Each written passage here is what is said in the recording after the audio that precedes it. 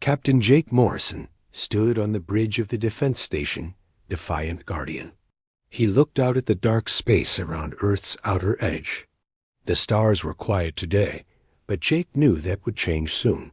His communication officer, Lieutenant Sarah Park, turned to him with worry in her eyes.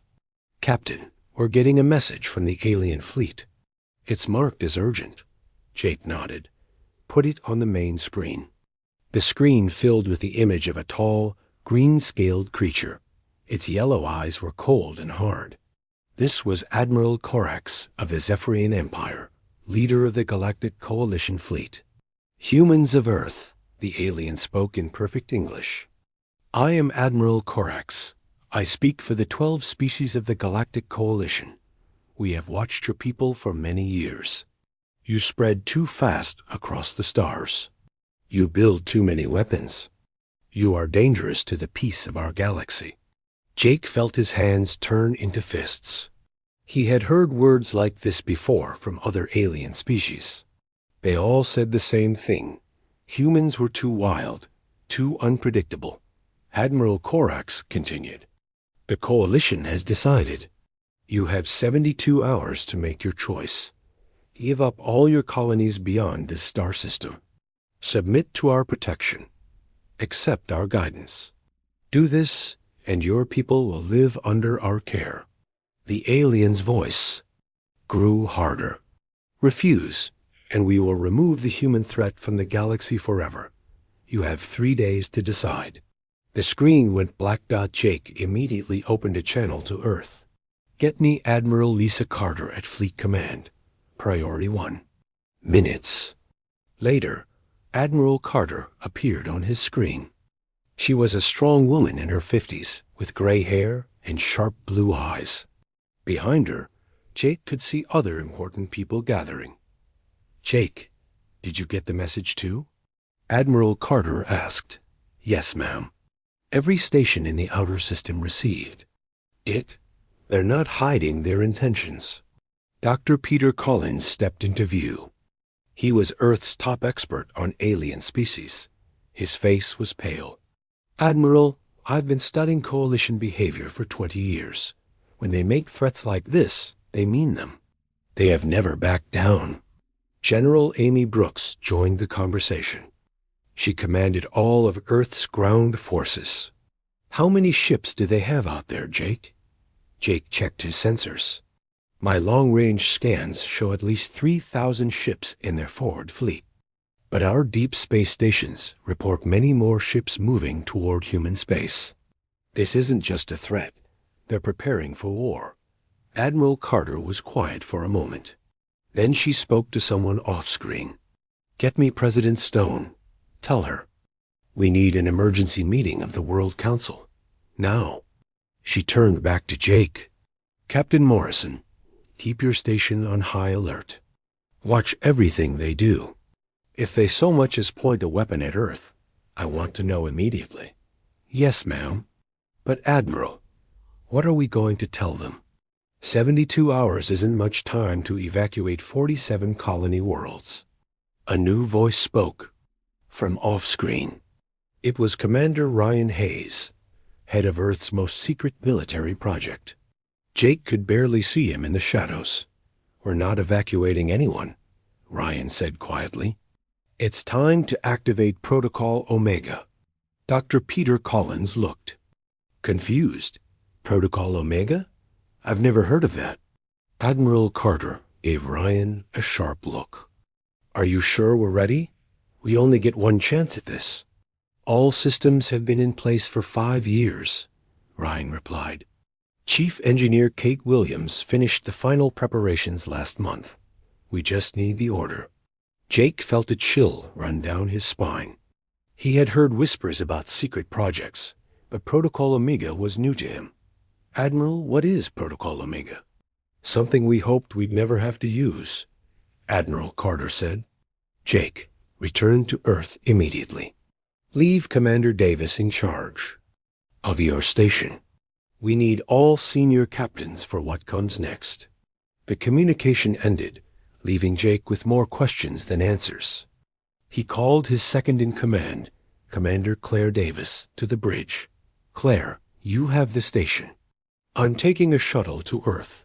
Monitor the alien fleet, but don't do anything that might provoke them. Claire Davis was young but smart. She had been Jake's right hand for 3 years. Sir, what's really happening? The crew is scared.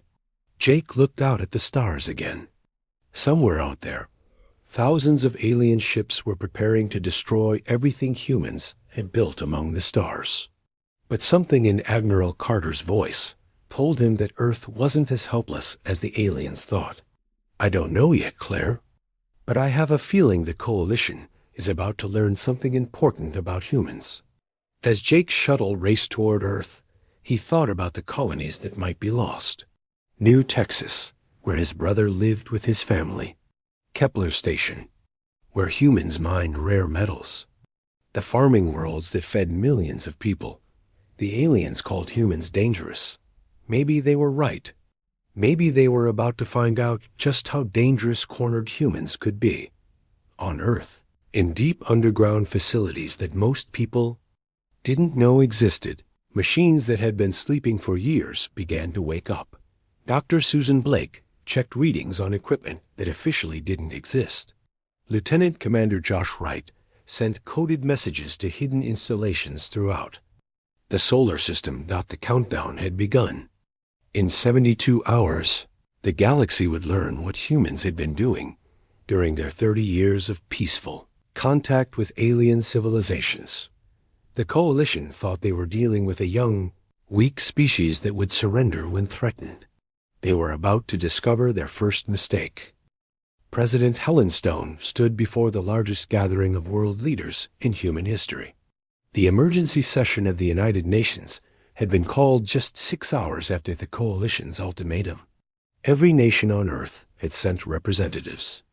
Even the colony worlds had managed to connect through quantum communication links. Fellow humans, President Stone began, her voice steady despite the weight of the moment. We face the greatest threat in our species' history. The Galactic Coalition demands we surrender our freedom or face extinction. In the audience, Governor Alex Turner of New Texas Colony shifted in his seat. His world was home to 2 million people, including farmers, miners, and their families. Through the communication link, his voice reached Earth clearly. Madam President, New Texas stands with Earth. We've been preparing for this day since we first arrived here 15 years ago. Our people won't abandon their homes without a fight. Director Sam Martinez from the mining world Kepler 442b nodded in agreement. The mining colonies provide Earth with materials you can't get anywhere else. If we surrender to the Coalition, humans will be dependent on alien technology forever. We can't let that happen. Dr. Maya Foster, Earth's chief strategy expert, stepped forward. She had spent years studying alien behavior and Coalition politics. In her hands was a datapad containing the full text of the alien demands. The Coalition wants us to abandon 47 colony worlds, Dr. Foster explained. They want us to destroy our entire fleet, except for a few cargo ships. They want human military leaders to report to alien commanders. They call this protective custody, but it's really slavery with a nice name. A murmur ran through the assembly. Many of the leaders had suspected the Coalition's true intentions, but hearing it spelled out so clearly made it real. Captain Claire Davis appeared on one of the large screens. She was still aboard the Defiant Guardian, watching the alien fleet. The Coalition ships are moving into attack positions around all major human colonies. They're not planning to negotiate. They're planning to invade if we say no. General Amy Brooks stood up from her seat in the front row. Our intelligence suggests the Coalition has over 10,000 ships positioned for this attack. That's the largest military force ever assembled in our part of the galaxy. President Stone looked around the room. Before we make our decision, I want everyone to understand what we're choosing between. If we surrender, humans become servants to alien masters. Our children will grow up under alien rule. Our colonies will be controlled by alien governors. Our ships will carry alien observers who can overrule any human captain. She paused, letting the words sink in. If we refuse, we face a war against overwhelming odds. Many of us will die. Some of our worlds may be destroyed. The aliens have weapons and technology that we're supposed to fear. Governor Turner's voice came through the speakers again. Madam President, with respect, I think there's something the Coalition doesn't know about us. President Stone smiled slightly. Governor Turner is right. Admiral Carter, would you please explain Protocol Omega? To our assembly? Admiral Lisa Carter stepped to the podium. Behind her, the main screen showed a star map of human space. Red dots marked Coalition fleet positions. Blue dots showed human colonies and defense stations. 30 years ago, when we first met the aliens, some of us suspected this day would come. Admiral Carter began. We saw how they treated other young species. We heard their comments about human aggression and unpredictability, so we began to prepare. The star map changed. New blue dots appeared throughout human space, dozens of them in places where no human installations were supposed to exist. 30 years, we've been building in secret, hidden bases, weapon factories, research stations. We've been reverse engineering every piece of alien technology we could get our hands on. We've been improving it. Dr. Peter Collins, who had been quiet until now, stood up. Admiral, I've worked with alien technology for decades. Even our best reverse engineering efforts shouldn't be able to match Coalition weapons. Admiral Carter's smile grew wider. Dr. Collins, you've been working with the technology they wanted us to see. But our deep space exploration ships have been busy. We've found things the Coalition doesn't know about. Ancient ruins. Abandoned technology from species that died out millions of years ago. We've learned to combine it with our own innovations.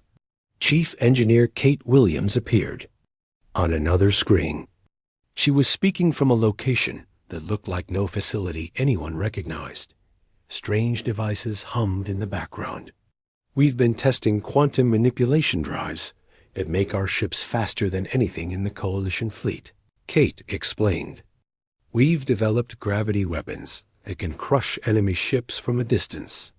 We've created automated defense platforms that can think and fight on their own. The assembly was silent. Even the colony representatives seemed surprised by the scope of Earth's secret preparations.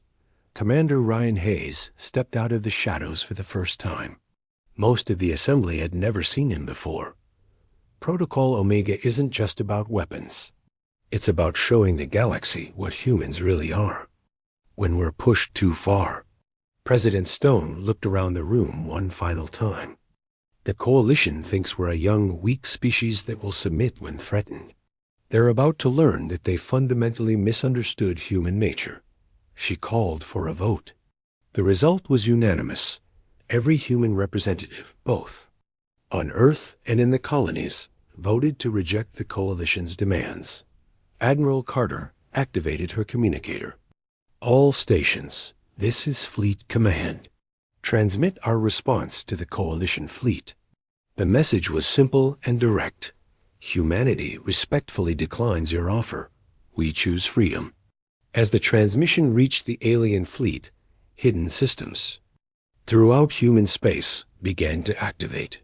On asteroids that had seemed empty for decades, weapon platforms powered up.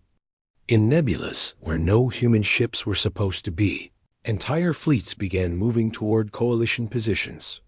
Admiral Corax received Earth's response aboard his flagship. He had expected the humans to beg for more time or try to negotiate. A flat rejection surprised him. Prepare the fleet for attack, he ordered his officers. These primitives need to learn the cost of defying the Coalition. What Admiral Corax didn't know was that the primitives had spent 30 years learning everything about Coalition tactics, technology, and weaknesses. The humans weren't just refusing to surrender. They were ready for war. In the final hours before the conflict began, human families across the galaxy said their goodbyes. But they weren't saying goodbye as victims preparing to die. They were saying goodbye as warriors preparing to fight. For everything they had built among the stars, the Coalition had given humans a choice: freedom or slavery. Humans had chosen freedom. Now they would show the galaxy what that choice really meant. The war began exactly 72 hours after the Coalition's ultimatum expired. Admiral Corax's fleet struck the outer human colonies first, expecting quick and easy victories. The aliens had fought many young species before. They always surrendered. After losing a few ships and seeing the size of the Coalition armada, New Terra was the first colony to come under attack. The planet was home to 800,000 humans who had built farms and cities in just 20 years. Coalition intelligence said the world had only basic defenses, a few orbital platforms, and some ground-based weapons. Admiral Corax sent 50 ships to capture New Terra. It should have been enough to overwhelm any human resistance. Colonel Ben Parker commanded the New Terra Defense Forces. He watched the alien ships approach on his tactical display. His men were nervous. They had never fought a real battle before. But Ben had a secret that the aliens didn't know about. "All units, this is Colonel Parker," he spoke into his communicator. "Remember your training. Remember what we're fighting for. Activate all hidden systems now." Across New Terra, weapon emplacements that had been disguised as farming equipment suddenly revealed themselves. Missile launchers rose from what had looked like grain silos. Energy cannons emerged from artificial hills. The orbital platforms that the aliens could see were just decoys. The real defenses had been hidden inside asteroids for years. The Coalition attack force found themselves facing twice as many weapons as their intelligence had predicted. But that was just the beginning of their surprises. Captain Nick Rogers commanded the human destroyer Freedom's Edge. His ship was one of only 5 vessels defending New Terra space.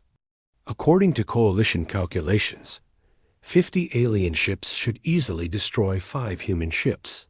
"All ships spread out and use pattern delta," Captain Rogers ordered. "Let's show them what real space combat looks like." The human ships didn't fight the way the aliens expected. Instead of forming battle lines like civilized species, they scattered in all directions. They used hit-and-run attacks, striking fast and disappearing before the aliens could respond. Their ships were faster and more maneuverable than anything. In the Coalition database, Lieutenant Sarah Park, now serving as Rogers' tactical officer, monitored the enemy fleet. "Captain, their formations are breaking apart. They can't keep up with our speed changes." The aliens had never faced opponents who used 3-dimensional space combat. Most species fought in neat, organized formations. Humans treated space like an ocean, flowing around enemies and attacking from unexpected angles. On the planet's surface, Colonel Parker's soldiers wore armor that made them look like walking tanks. The Coalition ground troops expected to face humans with basic equipment.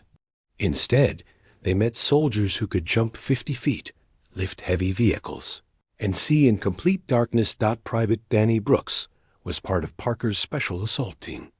His powered armor let him move faster than any alien soldier. When Coalition troops tried to surround human positions, Danny and his team appeared behind enemy lines like ghosts. "This is impossible," one captured alien officer told Colonel Parker. "Your species has only been in space for 60 years. How do you have technology that surpasses ours?" Parker smiled inside his helmet. "We had good teachers. We just learned different lessons than you expected." The battle for New Terra lasted 3 weeks instead of 3 days. When it was over, the Coalition attack force had lost 37 ships and thousands of soldiers. The humans had lost 2 ships and held Their ground dot similar scenes played out across human space. Every colony that came under attack fought back with unexpected strength and strange new weapons. On Earth, Dr. Susan Blake worked in laboratories buried 5 miles underground. The facilities had been built in secret over decades, hidden from alien observers who thought they were monitoring all human military development. The quantum resonance weapons are performing better than expected, Dr. Blake reported to Admiral Carter. Human ships are cutting through coalition shields like they don't exist. Lieutenant Commander Josh Wright coordinated the secret defense network from a command center that officially didn't exist. Admiral, our hidden platforms are reporting successful engagements across 12 star systems. The aliens still don't know where half our weapons are coming from. Admiral Carter studied the battle reports flooding in from across human space. The coalition was winning some battles through sheer numbers, but they were paying a much higher price than they had expected. How long until they realize what's really happening? She asked. Commander Ryan Hayes, standing in the shadows as always, answered quietly. Their intelligence officers are probably writing reports right now.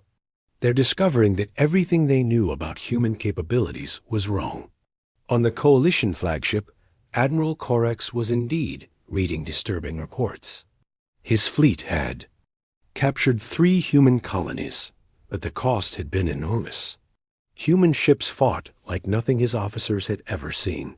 Human soldiers used tactics that seemed impossible. Human weapons were somehow more advanced than coalition intelligence had indicated. How many ships have we lost? Admiral Corax asked his aide. Over 400, sir. The humans have lost less than 50.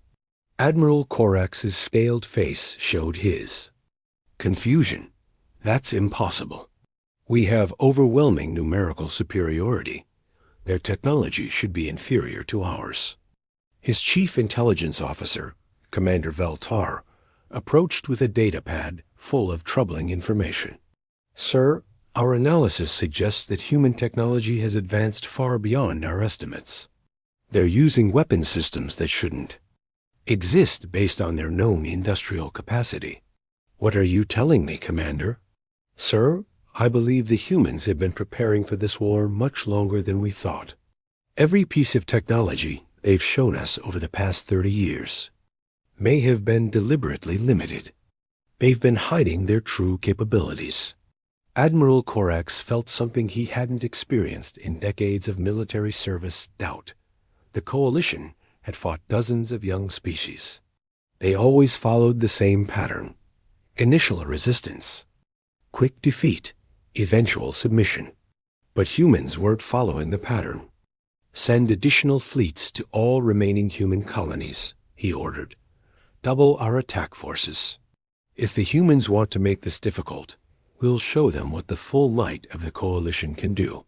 What Admiral Corax didn't know was that humans had been monitoring coalition communications for years. They knew about the reinforcements coming. They were ready.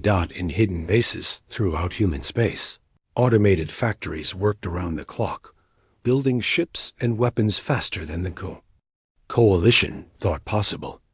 Ancient alien technology, combined with human innovation, had created an industrial capacity that could replace losses almost as quickly as they occurred.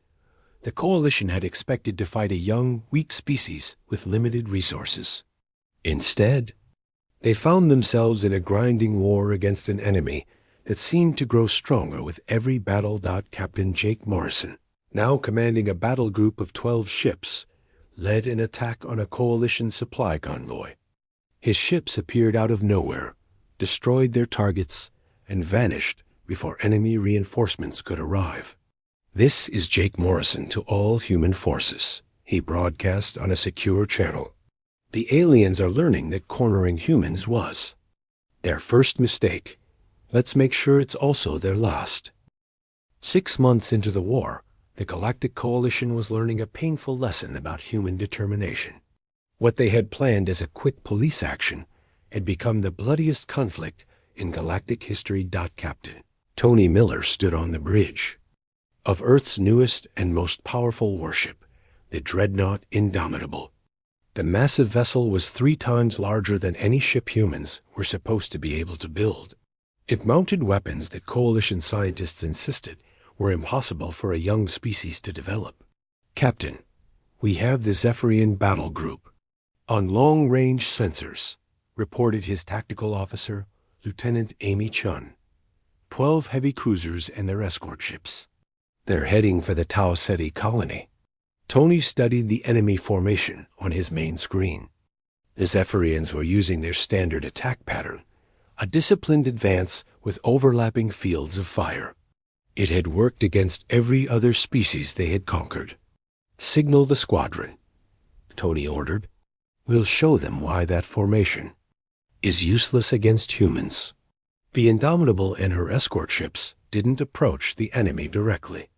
Instead, they used gravitational manipulation drives to fold space around themselves, appearing above and below the alien formation simultaneously. "All ships, fire at will," Tony commanded.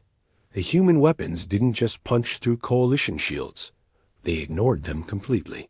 Quantum disruption cannons tore apart alien ships at the molecular level. Gravity bombs crushed enemy vessels like tin cans. In 15 minutes, the entire Zephyrian battle group was destroyed. Lieutenant Chun watched the wreckage on her sensors. "Captain, we didn't lose a single ship. Our shields absorbed their attacks without any damage." "Send the recording to Admiral Carter," Tony said. "Let her know the new weapon systems are working perfectly." Across human space, similar victories were becoming common. Human ships that should have been outgunned were destroying Coalition fleets with ease. Human soldiers with impossible armor were defeating alien ground forces that outnumbered them 10-1. Dr. Eric Johnson worked aboard the research vessel Discovery, hidden deep in an asteroid field. His team had been developing new technologies based on ruins found on dead worlds far from Coalition space. "The exotic matter experiments are exceeding all expectations," Dr. Johnson reported to Earth. "We can now manipulate gravity, time, and space itself. The Coalition has never encountered anything like this because most species aren't crazy enough to experiment with forces that could destroy entire star systems." Engineer Carla Thompson nodded as she calibrated a new gravity manipulation system. The aliens build their ships to fight other aliens. They never imagined facing weapons that could change the laws of physics in a local area. The Coalition's member species were beginning to question the war. Ambassador Veltar of the Centaurian Republic had watched his people's ships disappear into human space and never return. Unlike the reptilian Zephyrians, the Centaurians had always preferred diplomacy to warfare. He sent a secret message to human diplomat Janet Foster, who had been hiding on a neutral space station since the war began. Ms. Foster, the alien ambassador, said during their clandestine meeting, "My government wants to discuss ending this conflict. We never supported the ultimatum to begin with. The Zephyrians forced it through the Coalition Council." Janet Foster was a small woman with gray hair, but her eyes were sharp with intelligence. "Ambassador Veltar, I appreciate your courage in contacting me. But I have to ask, where were the Centaurians when your Coalition decided to threaten human children on 47 worlds?"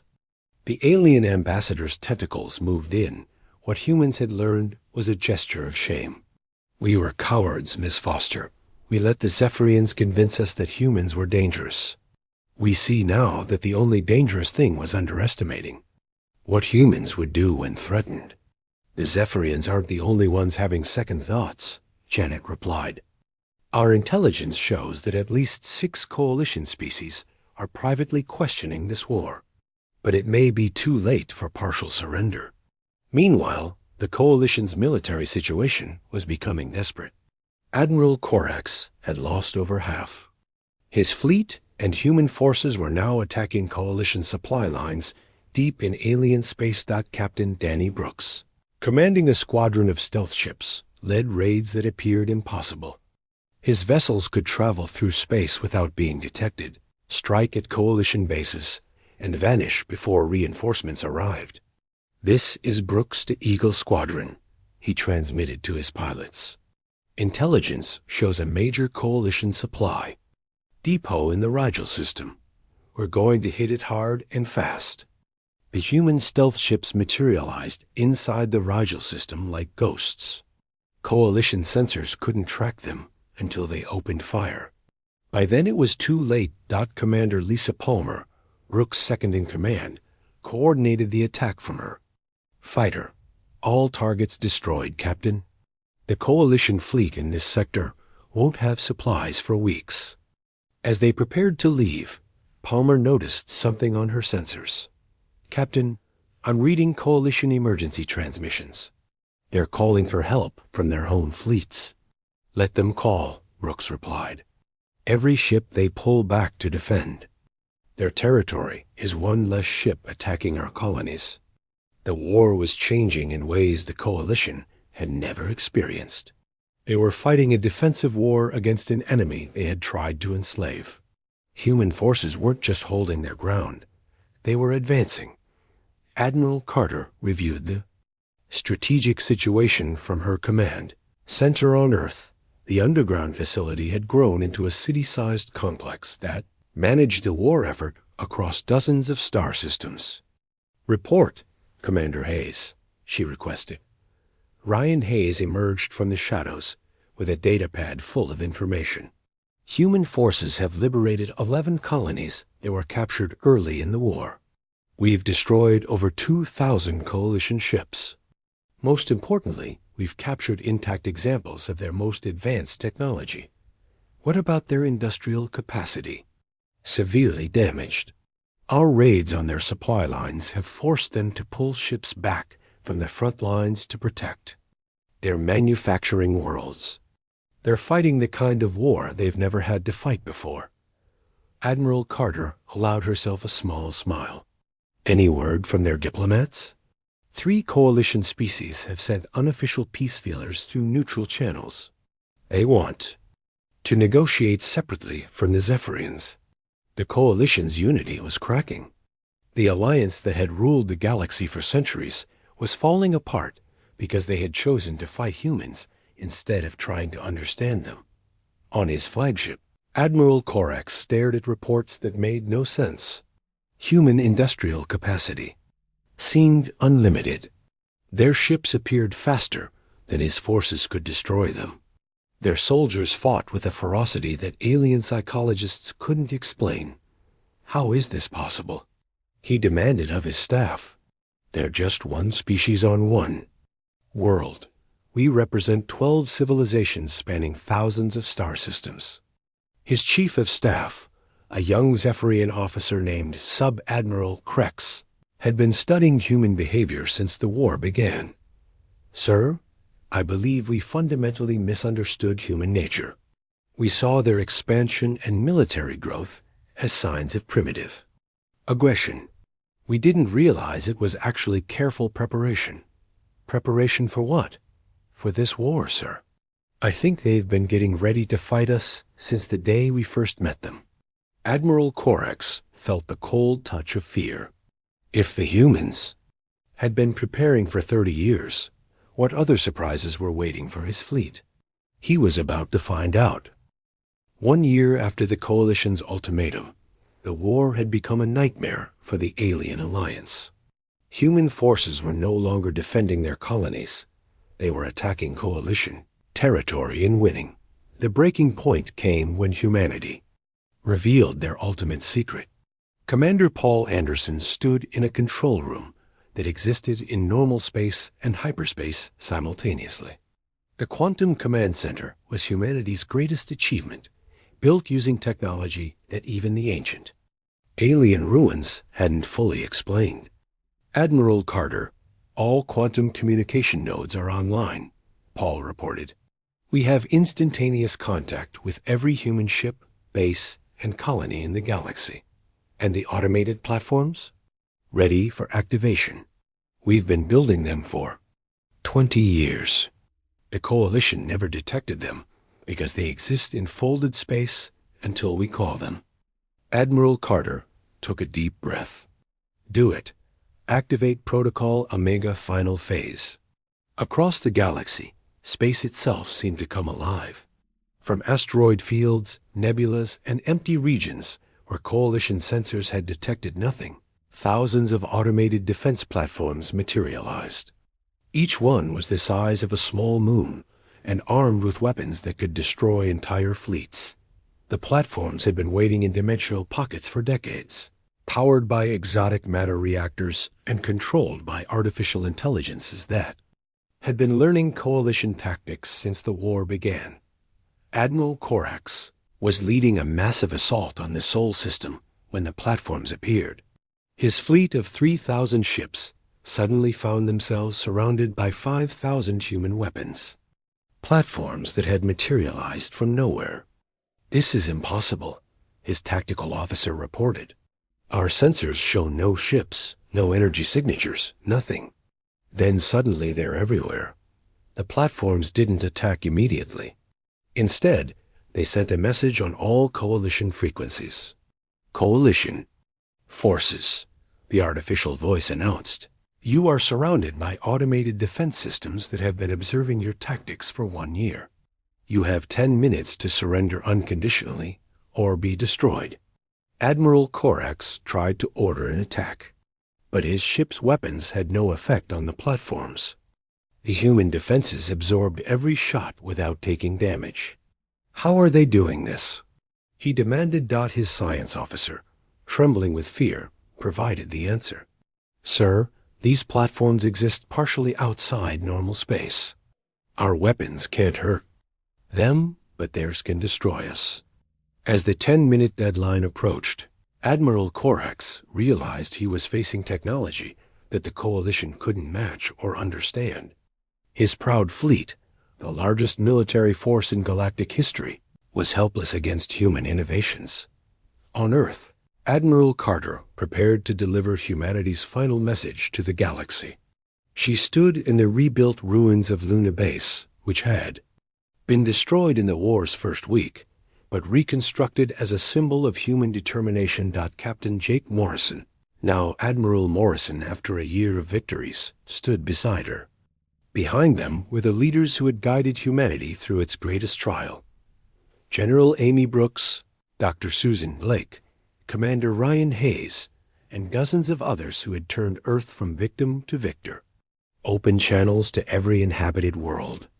In the galaxy, Admiral Carter ordered, it's time for the Coalition to hear our terms. The transmission reached every planet, every ship, every station in Coalition space. Alien leaders who had never seen a human face now watched Admiral Carter deliver humanity's ultimatum. To the species of the Galactic Coalition, she began, her voice calm but filled with authority. 1 year ago, you came to our worlds with an ultimatum. You demanded that we surrender our freedom and accept your guidance. You threatened to destroy us if we refused. A camera pulled back to show the devastation around Luna Base, then switched to images of human colonies that had been attacked by Coalition forces. You chose to solve your fear of humanity with violence and threats. You chose to make war on our children, our farmers, our miners, our explorers. You chose this conflict. Images flashed across the screen. Coalition ships being destroyed by human weapons, alien bases captured by human forces, Coalition fleets retreating from human space. Now you have seen what humanity becomes when cornered. You have witnessed what we accomplish when you try to chain us.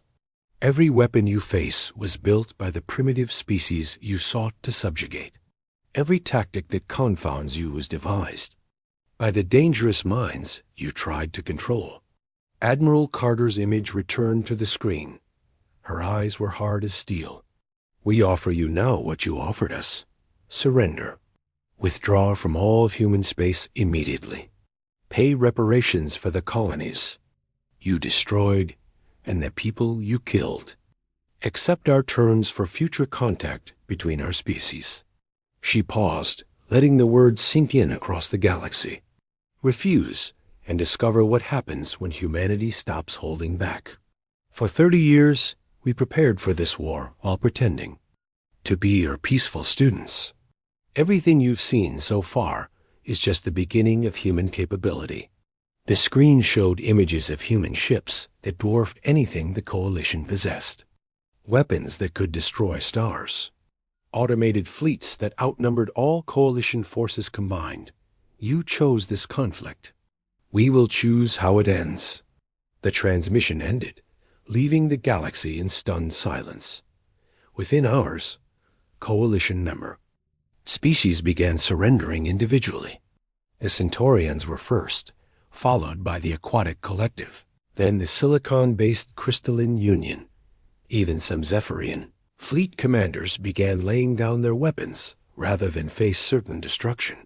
Admiral Korax found himself alone with only the most fanatical Zephyrian ships. His once mighty alliance had collapsed as species after species chose survival over pride. 3 days later, even he surrendered. The formal ceremony took place on Earth, in the same United Nations building where humanity had voted to reject the Coalition's original ultimatum. But now the roles were reversed. Coalition ambassadors came to Earth to sign humanity's peace terms. Admiral Carter, now promoted to Supreme Commander of Human Forces, accepted the surrender alongside President Stone and the other leaders who had guided humanity through the war. The war is over, Admiral Carter announced to the assembled diplomats and media, but the galaxy has changed forever. Humanity is no longer the junior species seeking acceptance. We are now the dominant military power in this region of space. She looked directly at the former Coalition leaders. To species that choose peace and cooperation, we offer friendship and trade. To those who threaten human colonies or our allies, you have seen what we are capable of. Ambassador Veltar of the Centaurians spoke for the surrendering species. Supreme Commander Carter, we acknowledge that the Coalition gravely misjudged humanity. We accept your terms and hope to build a better relationship between our peoples. Admiral Carter nodded. The galaxy is large enough for all of us, Ambassador, but it will be governed by different rules now. Captain Jake Morrison, watching from the audience, thought about how much had changed in just 1 year. Humanity had gone from defending a handful of colonies to controlling a space empire that spanned hundreds of systems. The Coalition had tried to force humans into submission. Instead, they had created the very thing they feared most, a human species that was no longer bound by alien expectations or limitations. As the ceremony ended and the former Coalition leaders departed Earth, Admiral Carter looked out at the stars.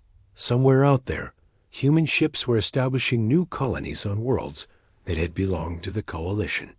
Human scientists were studying alien technology and improving it. Human diplomats were negotiating with species that had never imagined, taking orders from the primitive inhabitants of a small blue world. The galaxy had learned a hard lesson about underestimating humanity. It was a lesson they would not forget. In the years that followed, humans became the protectors of young species and the peacekeepers between older civilizations. The galaxy was safer and more peaceful under human guidance than it had ever been under Coalition rule. And on Earth, children learned about the war that had transformed their species from students to teachers, from subjects to rulers, from victims to the guardians of galactic civilization. The Coalition had given humanity a choice between freedom and slavery. Humanity had chosen freedom and made that choice possible for every species in the galaxy. The alien ship moved through space like a shadow. Its name was Silent Observer, and it lived up to that name well. No human scanner could detect it. No human eye could see it. Commander Zelthizes stood on the bridge, his tall blue form watching the stars through the main screen. His people, the Zephyrians, had been watching humans for over 50 years now. Commander, called Science Officer Vel Korth from her station. "We have a human vessel approaching our position." Zelvais turned his large black eyes toward the tactical display. A small dot appeared on the screen, moving slowly through the void. The ship looked ordinary enough. Just another human military vessel on patrol duty. "What class is it?" he asked. "Destroyer class. They call it USS Nightfall," Vel Korth replied, her fingers dancing over her console. "Standard human design. Nothing special about it." The commander nodded. This would be perfect for their mission. The Zephyrian High Command wanted detailed scans of human military technology. They needed to know how dangerous these young creatures might become.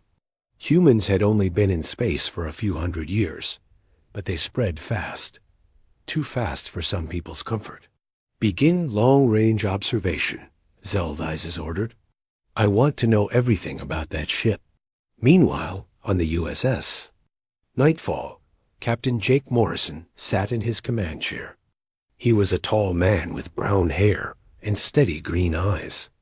Around him, his crew worked at their stations with quiet efficiency. The bridge hummed with the soft sounds of computers and life support systems. "Anything on the sensors, Amy?" Morrison asked. His tactical officer dot, Lieutenant Amy Rodriguez, checked her displays. She was a sharp woman with black hair pulled back in a tight bun. Her dark eyes scanned the readouts carefully. "Nothing unusual, Captain. Just empty space and distant stars." Morrison nodded. They had been on patrol for 3 weeks now, checking the outer edge of human territory. It was boring work, but someone had to do it. Pirates sometimes came through this area, and there were always rumors of alien ships watching them. "Kevin, how are the engines running?" Morrison called to his chief engineer. Chief Petty Officer Kevin Blake looked up from his station. He was a stocky man with graying hair and oil-stained hands. "Running smooth as silk, Captain. This old girl still has plenty of fight in her." The captain smiled. The Nightfall was indeed old by fleet standards. She had been in service for almost 20 years, but Morrison loved this ship. She felt more like home than any planet ever had. "Lisa, any word from command?" he asked the communications officer. Ensign Lisa Park turned from her console. She was young, maybe 25, with bright blue eyes and blonde hair. "Nothing new, sir. We're still on standard patrol orders." Back on the Silent Observer, the alien crew prepared their scanning equipment. Zephyrian technology was far beyond what humans possessed. Their scanners could look through any known material. They could map every bolt and wire in a ship without the crew ever knowing. "Scanners ready, Commander," reported Navigation Officer Kricksman. He was smaller than the others, with pale green skin instead of blue. "Excellent. Begin deep scan. I want everything. Hull composition, power systems, weapons, crew biology. Everything." The scanner beam shot out from the alien ship. It was invisible to human instruments, moving at the speed of light toward the Nightfall. When it hit the human destroyer, it began mapping everything inside. At first, everything looked normal. The scanner found standard human technology. Nuclear engines, basic computers, metal hull plating. The weapons were simple railguns and missile tubes. Nothing the Zephyrians had not seen before, but then something strange began to show up on their screens. "Commander," Vel Korth said, her voice puzzled. "I'm getting some odd readings." "What kind of readings?" "The hull material. It's not behaving like normal metal. There are dot patterns in it, like it's almost alive." Zelvais frowned. That made no sense. Humans used dead metal for their ships, just like everyone else. "Check your equipment. Run a diagnostic." "I already did, sir." "The scanners are working perfectly." On the Nightfall, Captain Morrison felt a strange tingling in the back of his mind. It was like someone walking over his grave, as his grandmother used to say. He had learned to trust these feelings during his 20 years in space. Amy, run a full sensor sweep. Something doesn't feel right. Rodriguez looked at him with surprise. Sir, I'm not detecting anything. Humor me. She began running her sensors over the area around them. The equipment showed nothing but empty space and distant stars. But Morrison's feeling would not go away. Meanwhile, Chief Blake noticed something odd happening to his engines. The readings were all normal, but something felt different. The ship seemed more responsive than usual, like she was waking up from a long sleep. That's weird, he muttered, checking his instruments again. On the alien ship, the strange readings were getting stronger. Velkorth stared at her screen in growing alarm. The human ship's power core was showing energy levels that should not be possible. The crew members themselves were giving off readings that made no sense. Commander, you need to see this, she called out. Zeldises moved to her station and looked at the display. His black eyes widened in shock. According to the scanners, the humans on that ship were not entirely human. Their bones were too dense. Their nervous systems showed impossible complexity. And their DNA contained patterns that should not exist in nature. This cannot be right, he whispered. Sir, there's more. The ship itself. Look at these readings. The scan showed that the Nightfall's hull was not just metal. It was some kind of living material that could repair itself and adapt to threats. The weapon systems were far more advanced. Then they appeared. And deep in the ship's core, something was stirring to life. What have we found? Zeldises asked quietly. On the human ship, Ensign Park suddenly straightened at her station. She felt something touching her mind. It was not unpleasant, but it was definitely there. Information began flowing into her consciousness. Star charts she had never seen. Languages she had never learned. And a growing awareness that her ship and crew were much more than they appeared to be. Captain, she said, her voice uncertain. I think something is scanning us. Morrison turned to her quickly. What makes you say that? I'm not sure. I just feel it. Like someone is looking inside my head. The captain's instincts screamed danger. 20 years of military service had taught him to trust his crew's intuitions. Amy, all stop. Bring us to battle stations? Sir? Do it now. The Nightfall slowed to a halt in space. Red lights began flashing as the crew prepared for possible combat.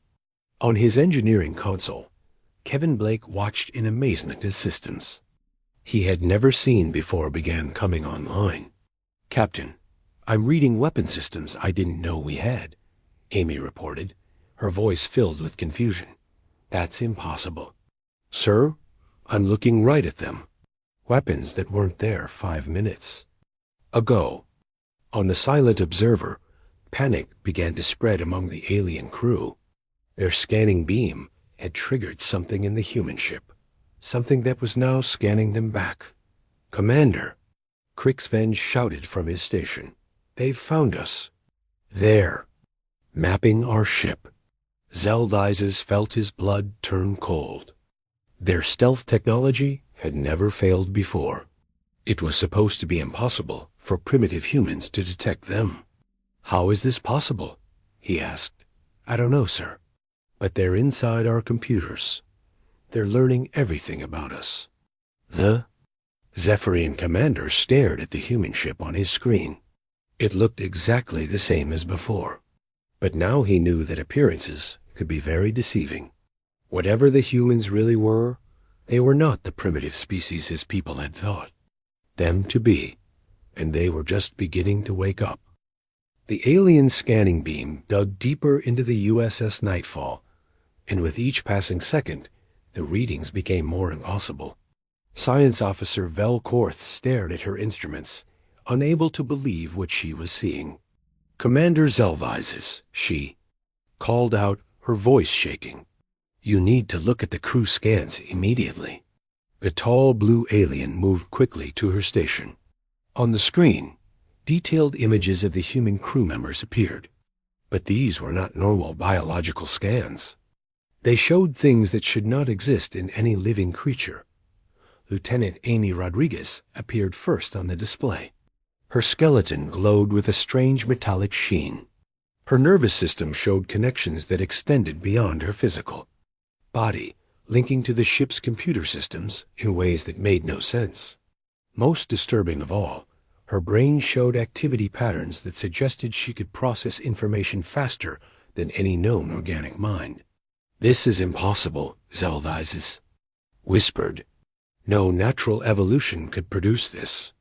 The next scan showed Chief Kevin Blake. His muscles and bones were reinforced with materials that the Zephyrian computers could not identify. His hands contained microscopic tools that could reshape matter at the molecular level. His heart pumped. Blood that carried more than just oxygen. It carried nanomachines that constantly repaired and improved his body. "Sir," Velkorth said quietly, "I don't think these are really humans. At least, not the kind we've been watching for 50 years. Ensign Lisa Park's scan was even more shocking. Her brain showed neural pathways that extended into dimensions the Zephyrians did not know existed. She was somehow connected to a vast network that spanned across space itself. Information flowed through her mind from sources light years away. What have they done to themselves?" Navigation Officer Crixvan asked from his station, but the worst was yet to come. When the scanner focused on Captain Jake Morrison, the readings went beyond impossible into the realm of nightmare. His entire body was a fusion of organic and artificial components, so advanced that the Zephyrian computers could barely detect the differences. His mind was linked to the ship's core systems in a way that made them essentially one being. "They're not enhanced humans," Zeldizes said slowly. "They're something else entirely. Something designed for war." On the human ship, the crew was experiencing changes they did not understand. Amy Rodriguez felt her connection to the ship's weapons growing stronger by the minute. She could sense every gun, every missile, every defensive system, as if they were parts of her own body. "Captain," she said, her voice strangely calm, "I can see everything. All of our weapons. Some of them I've never seen before." Morrison looked at his tactical display. New weapon systems were appearing on the screen. Beam weapons that could cut through any known armor. Missiles that could track targets across multiple star systems. Defensive shields that could absorb the energy of a small star. "How is this possible?" he asked. "I don't know, sir. But I know how to use them. The knowledge is just ... there." Chief Blake was having his own revelations down in engineering.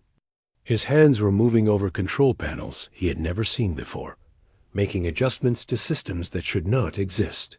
The ship's engines were changing, becoming something far more advanced than simple nuclear power.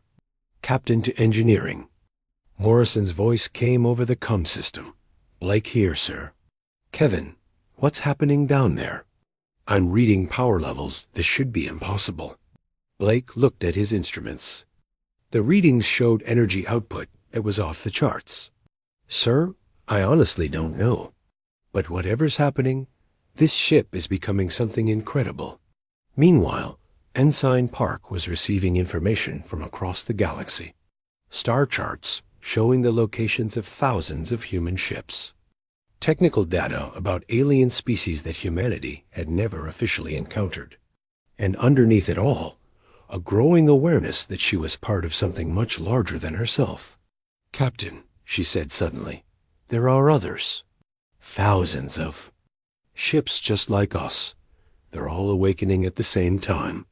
Morrison felt a chill run down his spine. "Awakening from what?" "I'm not sure, but we've been sleeping. All of us, for a very long time." Back on the Silent Observer, the alien crew was discovering just how deep the nightmare went. Their own ship's systems were being invaded by something from the human vessel. But it was not an attack. It was more like an examination. The humans were learning everything about Cepharian technology with frightening speed. "Commander," Crix then reported, "they're in our navigation systems. They know the location of our homeworld. Cut all connections to the human ship," Zeldises ordered. "I can't, sir. They're using our own scanning beam against us. As long as we're connected to them, they can access our systems." Velkorth made another disturbing discovery as she analyzed the human ship itself. The hull was not made of metal at all. It was some kind of living material that could think and react on its own.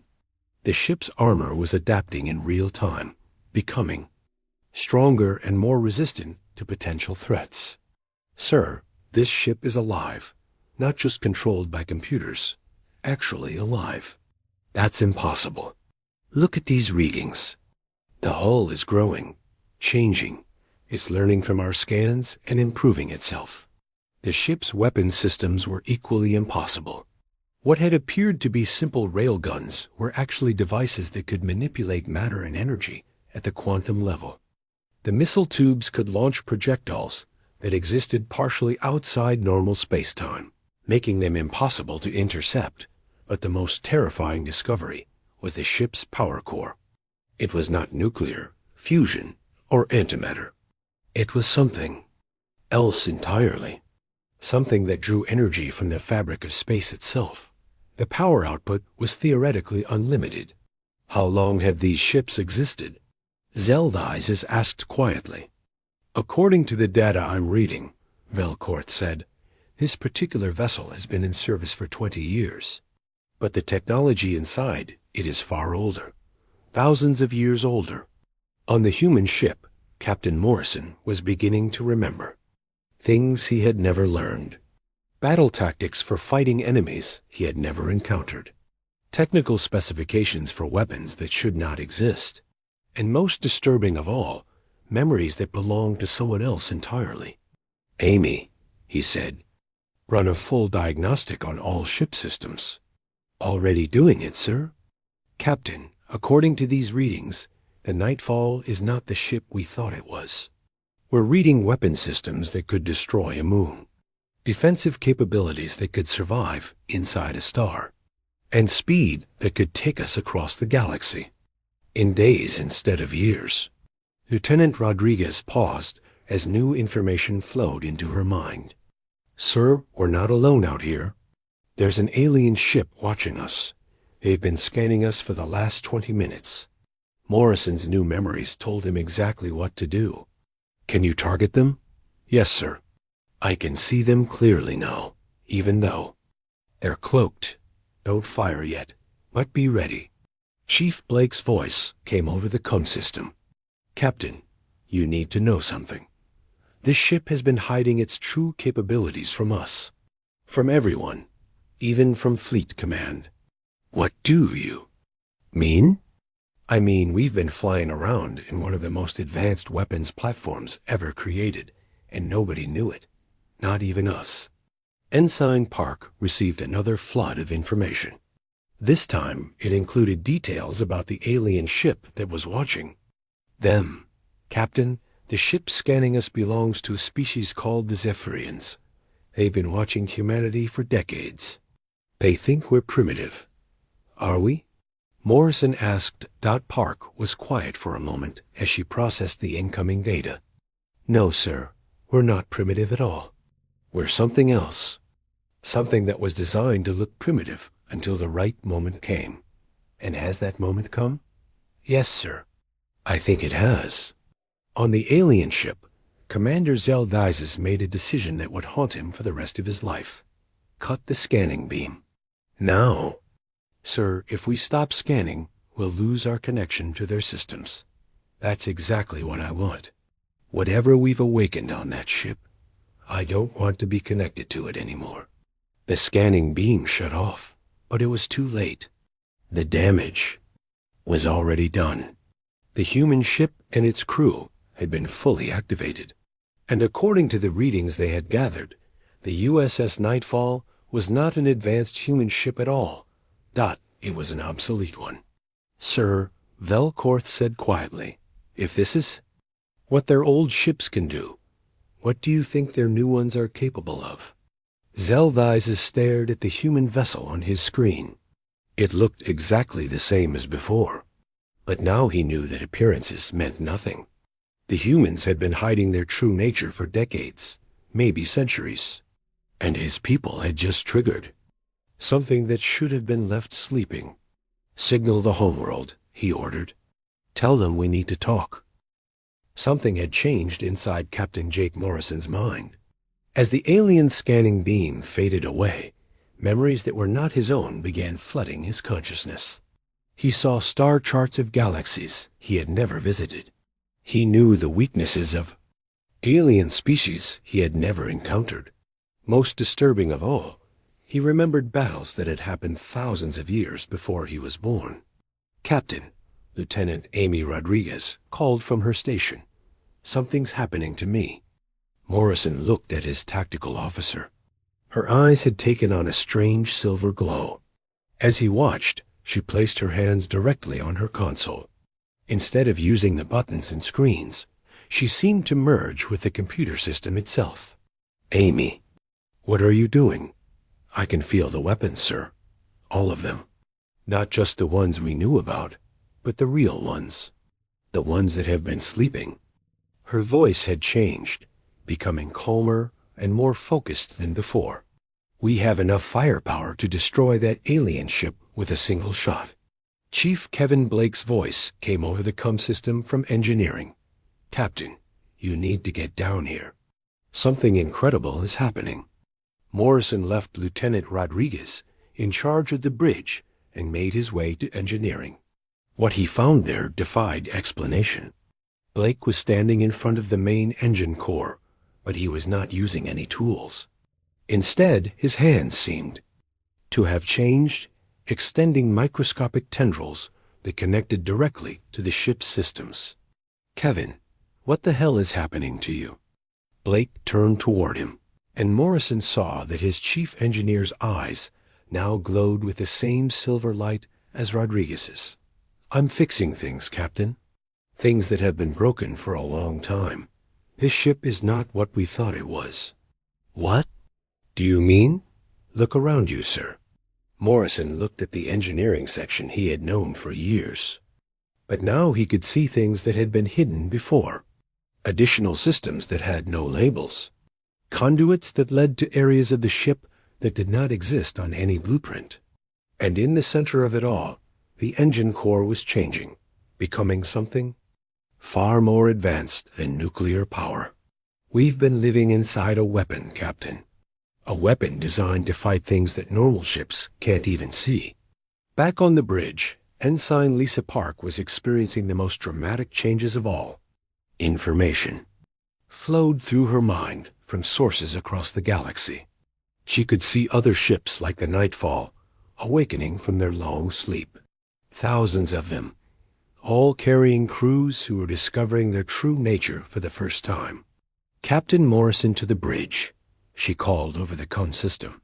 I'm receiving communications from Fleet Command, and from ships that aren't supposed to exist. Morrison returned to the bridge quickly. What kind of communications? Orders, sir. From Admiral John Hayes at Centauri Command, but also from someone calling himself Admiral Robert Stone. I can't find any record of a Robert Stone in the fleet database. Put Admiral Hayes through. The main screen flickered to life, showing the familiar face of Admiral Hayes. But something was wrong with the transmission. Hayes looked older than he should, and there was a knowledge in his eyes that had not been there before. Captain Morrison, you are to maintain your current position and await further orders. Do not, under any circumstances, approach the alien vessel that has been scanning you. Sir, how did you know about the alien ship?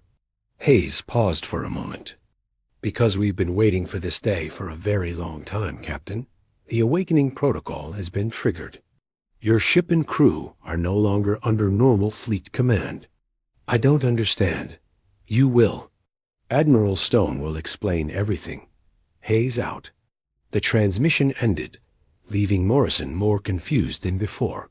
But before he could ask any questions, the screen flickered again. This time, a man he had never seen appeared.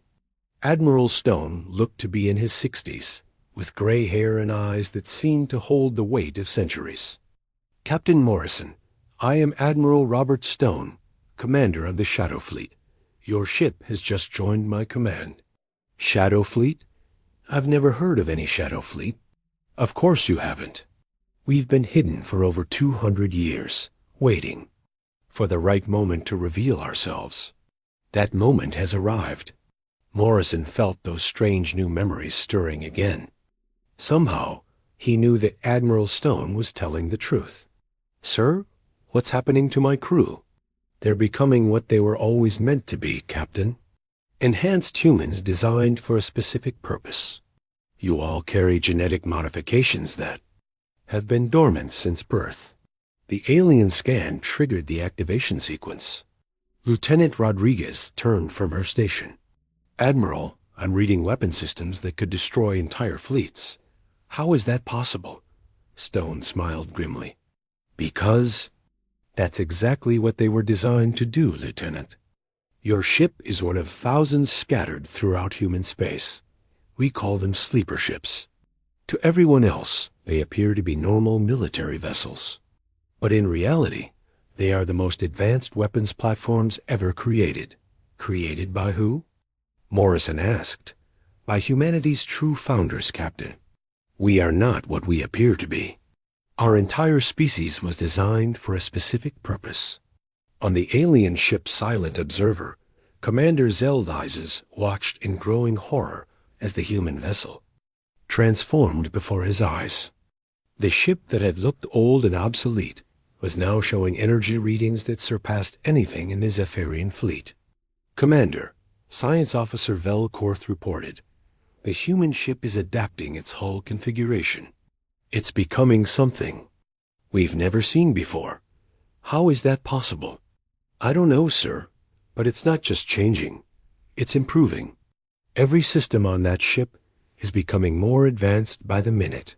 Navigation Officer Krixven looked up from his station with fear in his eyes. "Sir, I'm detecting massive energy buildups in their weapon systems. If they fire on us, our shields won't even slow them down." Zeldizes made a decision that went against every instinct he had. "Open a communication channel to the human ship." "Sir?" "Do it. We need to talk to them before they decide we're a threat."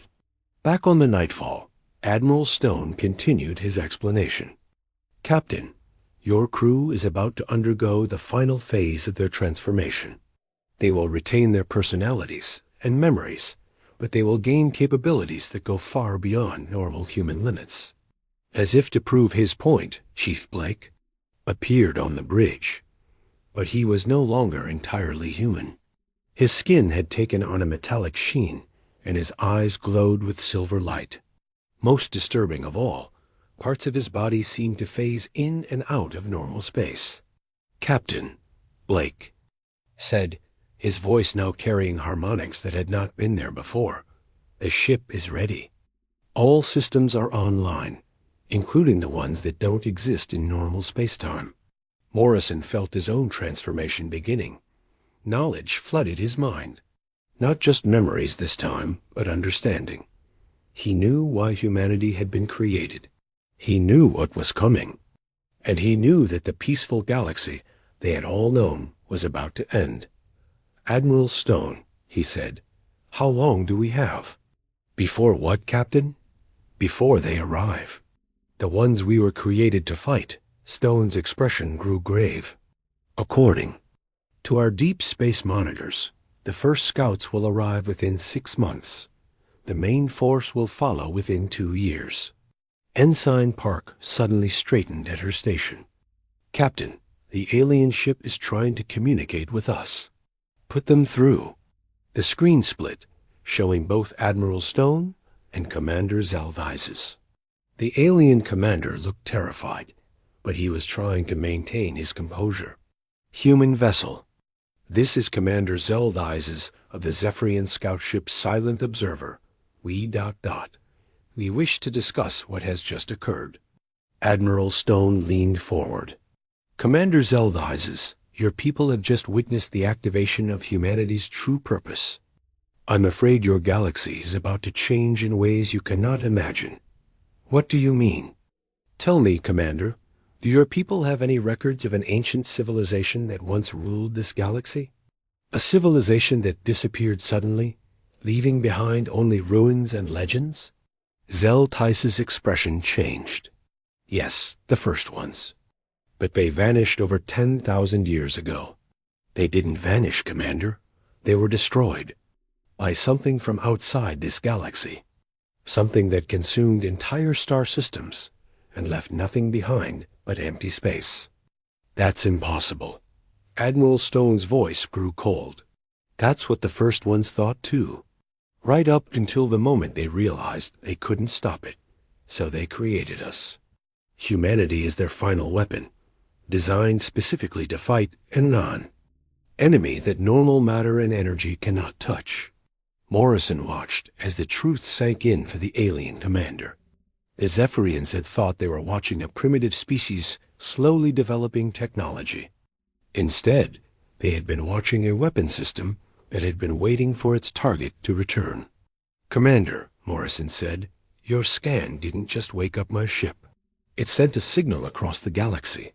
Every sleeper ship is now coming online. Every enhanced human is remembering their true purpose. How many ships? Zeldizes asked quietly. 50,000, Admiral Stone replied. Each one capable of destroying entire fleets. Each one crewed by humans who are about to become something beyond normal biological limitations. Lieutenant Rodriguez turned from her station one final time.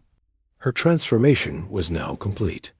She no longer looked entirely human, but she was still recognizably Amy Rodriguez. Captain, she said, I'm detecting movement at the edge of the galaxy. Something big is coming through Intergalactic S. Commander Zeldizes stared at the transformed humans on his screen, trying to process what he had just been told.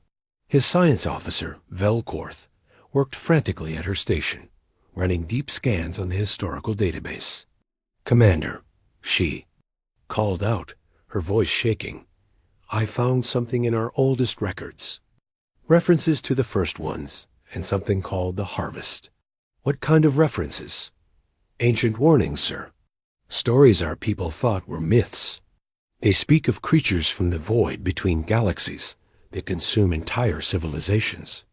And they mention a final weapon created by the first ones before they disappeared. Admiral Stone nodded grimly from the communication screen. Your people remember more than most. The Harvest is what we call them too. They sweep through galaxies every 50,000 years, consuming everything in their path. Captain Morrison felt his expanded consciousness reaching out across space, connecting with other awakened ships. Through this network, he could see the true scope of what was happening. Across human territory, thousands of sleeper ships were coming online. Their crews were undergoing the same transformation his people had experienced. Admiral Morrison sighed, I'm connected to the network now. I can see what's happening across the fleet. Good, Captain. Then you can see we have very little time. Morrison's enhanced mind processed information at incredible speed. He could see patrol ships near the Rigel system suddenly displaying weapon capabilities that exceeded anything in their official specifications. Cargo vessels that had been hauling supplies for decades were revealing themselves to be mobile weapons. Platforms. Even civilian transports were showing hidden military systems. Sir, Lieutenant Rodriguez said, her silver eyes glowing brighter. I'm reading similar activations happening in non-human space. There are sleeper ships among the other species too. Commander Zeldizes leaned forward on his screen. That's impossible. We would have detected them. No, you wouldn't, Admiral Stone replied. Because they were designed by the same intelligence that created us. The first ones didn't just make human sleeper ships. They seeded every promising species in the galaxy with hidden protectors. Science Officer Velkorth gasped as her scans revealed the truth. Commander, I'm detecting activation signals coming from our own fleet. Ships we've known for decades are suddenly showing energy signatures we've never seen before. The implications hit Zeldizes like a physical blow. You're saying some of our own people are artificial beings? Not artificial, Admiral Stone corrected. Enhanced. The first ones took promising species and improved them, creating sleeper agents who would activate when the harvest returned. Your own crew might include descendants of these enhanced beings. On the nightfall, Chief Blake emerged from the engineering section. His transformation was now complete, and he no longer looked entirely human. His skin had a metallic quality, and parts of his body seemed to exist in multiple dimensions at once. Captain, he said, the ship is ready for phase transition. We can now travel through space-time itself, rather than just through normal space. Morrison understood what this meant through his connection to the network. The sleeper ships were not just weapons. They were designed to fight enemies that existed partially outside normal reality. The harvest could move through dimensions that regular matter could not access. Admiral Stone, Morrison said, what exactly are we fighting? Stone's expression grew darker. Entities that exist in the spaces between realities, Captain. They feed on consciousness itself. When they harvest a galaxy, they don't just destroy the planets and stars. They consume the life force of every living being, leaving behind empty matter that slowly decays into nothingness. Ensign Park, her own transformation making her more machine than human, suddenly spoke up. I'm receiving transmissions from the edge of the galaxy. The first harvest scouts have been detected by our deep space monitoring stations. How long until they reach inhabited systems? Morrison asked. 6 weeks, sir. The reality of their situation hit everyone on both ships. 6 weeks to prepare for a war against entities that had destroyed the most advanced civilization the galaxy had ever known. Commander Zeldizes made a decision that would change the course of galactic history. Admiral Stone, what do you need? From us? First, we need you to contact your government. They need to know what's coming. Second, we need access to your historical records about the first ones. And third, we need you to help us identify which of your people might be sleeper agents. How would we identify them? Captain Morrison answered this question. Through his connection to the network, he could sense other awakened beings across the galaxy. They'll start showing signs of enhancement within the next few hours. Increased intelligence, improved physical capabilities, and most importantly, knowledge they shouldn't possess. On the silent observer, Navigation Officer Crix Ven suddenly straightened at his station. His pale green skin was taking on the same metallic sheen that the humans displayed. Commander, I'm receiving navigation data for star systems I've never heard of, and I know how to pilot this ship through dimensions that don't exist. Velkorth stared at her fellow officer in shock. Crix, your eyes are changing color. Indeed, Crixven's eyes were now glowing with the same silver light as the ENHANCED humans. I remember things now, Commander. Things about our history that were hidden from us. The Zephyrian people are not native to this galaxy. We were refugees, brought here by the first ones, after our original homeworld was consumed by the harvest. The revelations kept coming. Through the galactic network that was forming as more sleeper agents awakened, Admiral Stone shared information that painted a terrifying picture of the galaxy's true history. Every major species in this galaxy has the same origin story, he explained.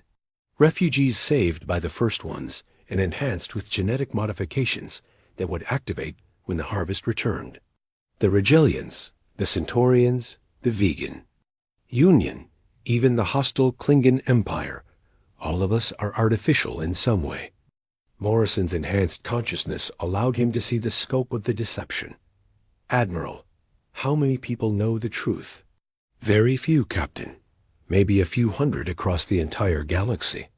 The sleeper program was designed to activate automatically when the harvest was detected. Most of the enhanced beings don't know what they are until the transformation begins. Lieutenant Rodriguez was monitoring communications across human space. Sir, I'm reading massive confusion among Fleet Command. Ships are calling in impossible technical capabilities. Crews are reporting that their people are changing. Patch me through to all awakened vessels. Admiral Stone ordered. The communication network expanded to include hundreds of ships across human territory. Morrison could see captain after captain reporting similar experiences. Old vessels revealing hidden weapons. Crew members undergoing transformations. And everywhere, the growing realization that humanity was not what they had believed themselves to be. Attention all awakened vessels, Admiral Stone broadcast. This is Admiral Robert Stone of the Shadow Fleet. You are now part of humanity's true military force. Your ships are weapons platforms designed to fight enemies from outside normal spacetime. Your crews are enhanced beings created to wage war against entities that feed on consciousness itself. The responses came back immediately. Confusion, fear, but also understanding as the enhanced crews accessed memories that were not originally their own. Commander Zeldizes watched this galactic awakening with growing amazement and terror. Admiral Stone, how long have you known? The truth? I've known for 30 years, Commander. I was activated early, during a previous incursion by Harvest Scouts. My job has been to monitor the deep space sensors and prepare for this moment. There have been previous incursions, small ones, testing probes sent ahead of the main force. We've been fighting a secret war for decades, using ships and crews that didn't know what they really were. Chief Blake provided another piece of the puzzle. Captain, I'm reading massive industrial changes happening across human space. Shipyards that were building civilian vessels are suddenly producing warships. Factories that made farming equipment are now making weapons. It's like our entire civilization is transforming. Morrison understood what was happening. The transformation isn't just biological. Our entire infrastructure was designed with hidden capabilities. Exactly, Admiral Stone confirmed. The first ones didn't just create enhanced people. They created enhanced civilizations. Every aspect of galactic society was designed to support the war effort when the time came. Ensign Park received another burst of information through the network. Admiral, I'm getting reports from the other major species. The Regellians have revealed a hidden fleet of warships. The Centaurians are activating weapon systems they didn't know they had. Even the peaceful Vegan Union is mobilizing for war. How many total ships will we have? Morrison asked. Over 200,000 enhanced vessels across all species, Admiral Stone replied, plus support fleets and industrial capabilities that will grow rapidly as more infrastructure comes online. Commander Zeldizes felt a mixture of awe and terror as he contemplated the scope of what he was witnessing. You're telling me that every major civilization in this galaxy is actually a military force in disguise? That's exactly what I'm telling you, Commander. The galaxy, you thought. The massive energy signatures appeared at the edge of the galaxy like dark stars being born in reverse. Every awakened sensor across hundreds of worlds detected them at the same moment. Through the galactic network, Captain Morrison felt the collective shock of 200,000 enhanced crews realizing that their enemy had arrived ahead of schedule. Admiral Stone, Morrison called through the communication link. The deep space sensors are showing massive gravitational distortions at the galactic rim. They're here. Admiral Stone's face was grim as he processed the incoming data from across the galaxy. All stations report massive energy signatures consistent with harvest vessels. The enemy fleet is larger than any previous incursion. Commander. Zelvizes watched his own instruments with growing horror. The Zephyrian deep space monitors were detecting objects that should not be able to exist. Ships the size of small moons, moving through space-time itself rather than normal space. How? Many vessels? He asked quietly. Science officer Vel Korth, her own transformation now complete with silver-glowing eyes, reported the impossible numbers. Over 10,000 major vessels, sir. And something else. Something so large, sensors can't get accurate. Readings. Through the enhanced network, Morrison shared consciousness with awakened beings across the galaxy. He could see through 1,000 eyes as the Harvest fleet emerged from the void between galaxies. The ships were not built from normal matter. They existed partially in dimensions that regular physics could not access. Admiral, Lieutenant Rodriguez reported, her enhanced senses processing information at superhuman speed. The enemy vessels are not targeting military installations. They're heading directly for populated worlds. That's their strategy, Admiral Stone explained. They don't want to destroy infrastructure.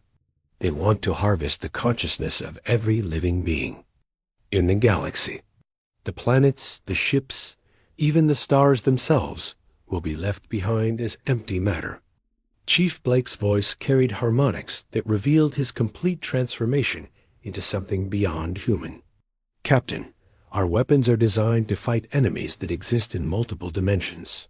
But looking at these readings, I'm not sure even. We are advanced enough.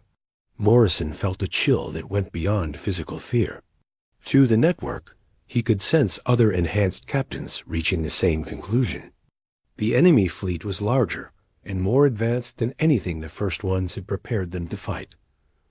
Ensign Park suddenly straightened at her station, receiving information through channels that spanned the galaxy. Sir, I'm getting emergency transmissions from Admiral Stone's command ship. He's calling for immediate fleet convergence at the Centauri system. Why Centauri? Morrison asked. Admiral Stone answered through their communication link. Because that's where we're making our stand, Captain. Every enhanced vessel, every awakened crew, every hidden weapon system across the galaxy is converging on Centauri. If we can't stop them there, they'll spread out across the galaxy and begin the harvest. Commander Zelvizes made a decision that would define his species' future. Admiral Stone, the silent observer, requests permission to join your fleet. Granted, Commander. Your ship and crew are now part of the Galactic Defense Force. Navigation Officer Crix Ven, his transformation revealing knowledge he had never learned, set course for the Centauri system. Sir, I'm plotting a course through hyperspace using navigation protocols I didn't know existed. Will arrive in 6 hours. The USS Nightfall underwent its own transition to combat status. Morrison watched in amazement as his ship transformed around him. Hull sections reconfigured themselves, revealing weapon ports that had been hidden for 20 years. The bridge expanded, adding tactical stations he had never seen before.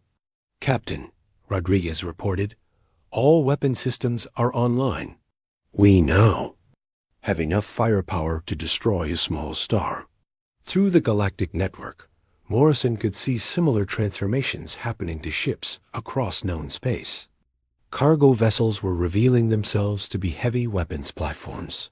Passenger liners were deploying defensive systems that could protect entire star systems. Even small patrol boats were showing capabilities that exceeded most dreadnoughts. But the most dramatic changes were happening to the crews themselves. Morrison felt his own consciousness expanding beyond individual thought. He was becoming part of a collective intelligence that spanned the galaxy while still maintaining his individual personality and memories. Admiral, he said, the network is showing me tactical data about the enemy. They're not just ships. They're living entities that exist partially outside our reality. Correct, Captain. The harvest entities feed on consciousness itself.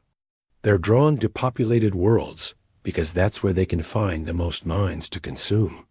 Chief Blake provided another disturbing piece of information. Sir, the enemy ships are already beginning to affect local spacetime. Inhabited systems near their approach routes are reporting temporal distortions and reality fluctuations. The true horror of the harvest was becoming clear. They did not simply destroy civilizations. They unraveled the very fabric of reality around populated worlds, consuming not just the living beings, but the possibility of life itself ever existing in those locations. Commander, Zelthais has received reports from across Zephyrian space that confirmed this nightmare. Admiral Stone, my homeworld is reporting that time itself is moving slower near the outer colonies. And our deep space observers are detecting something worse than the main fleet. What could be worse? Morrison asked. V.E. Elcorth answered. Data that chilled every enhanced being in the galactic network. There's something behind the main fleet. Something so massive that it's affecting the gravitational structure of nearby galaxies. Our sensors estimate it to be the size of a solar system. Through the network, Admiral Stone shared information that had been hidden in the deepest archives of the Shadow Fleet. That's the Harvest Queen, the central intelligence that controls the entire invasion. It's not just a ship. It's a living entity that has consumed the consciousness of thousands of galaxies. The assembled fleet at Centauri included vessels from every major species in the galaxy, ships that had hidden their true nature for millennia were now revealing weapons that manipulated matter at the quantum level. Crews that had lived normal lives were transforming into beings capable of fighting enemies that existed outside normal spacetime. But even with 200,000 enhanced vessels, the numbers were not in their favor. The Harvest Fleet outnumbered them 50-1, and their individual ships were far larger than anything the defenders possessed. Admiral, Morrison said through the network, our tactical analysis shows we have approximately a 15% chance of victory in direct combat. And we don't fight them directly, Captain. The first ones left us one final weapon, something they never used because they ran out of time to deploy it. Through the enhanced network, Admiral Stone shared the location of the final weapon. It was hidden in the center of the galaxy, near the massive black hole that anchored their spiral of stars. A device that could rewrite the fundamental laws of physics within a limited area of space. What does it do? Commander Zelthais asked. It creates a zone where consciousness itself becomes a physical force, where thought and will can directly affect reality. The Harvest entities will lose their advantage in such a space because their victims will be able to fight back using the power of their own minds. Lieutenant Rodriguez processed the tactical implications at superhuman speed. Sir, activating such a device would fundamentally change the nature of our galaxy. Nothing would ever be the same. That's correct, Lieutenant.